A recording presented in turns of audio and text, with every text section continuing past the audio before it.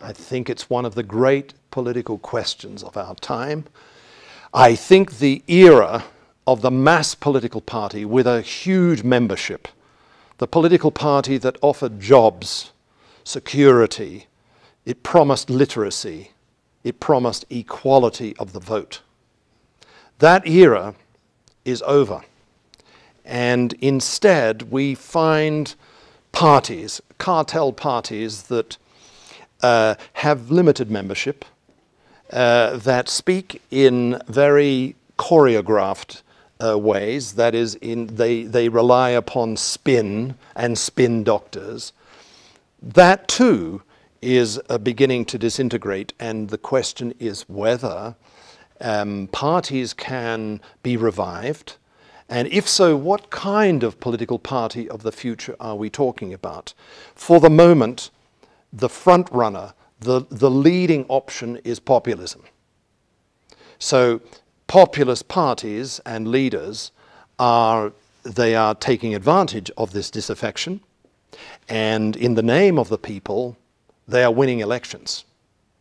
This is, I think, damaging for democracy. It is not sustainable because they will produce disappointments. Already they are.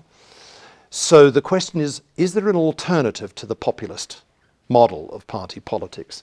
I've suggested that the 2012 Obama campaign, where big data is used by the campaign organizers to get the vote out without mass membership, may be the future of political parties, where, in other words, citizens support a political party on that day in a kind of fiesta, in a kind of carnival of equality, but during the course of their lives, not normally are they members, and they normally are not involved in party politics. That may be, I think, the alternative. It may be the future of political parties in democracies. Yes, I think that, however, there are political leaders and some political parties and some citizens' networks and organizations that are practicing this art of reviving the joy, the carnivalesque quality of elections. If you think about it, an election is a day or a moment when all people are equal, one person, one vote, where the spirit of democracy has its day, it has its role to play. And if you've ever lived through the joy of an election, it is something that you don't forget. And it has been in decline because of cynicism, because of the belief of citizens and others that elections don't matter, or that they are all corrupt and my vote doesn't make any difference.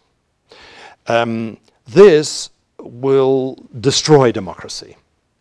The alternative is to revive this belief that elections matter, that citizen equality is important, and that the act of voting can be a joyous act, a day where, as it were, the world is turned upside down and nothing is the same after that day. Well, this feeling gripped the Bernie Sanders campaign in the United States. It also gripped, of course, the Donald Trump campaign.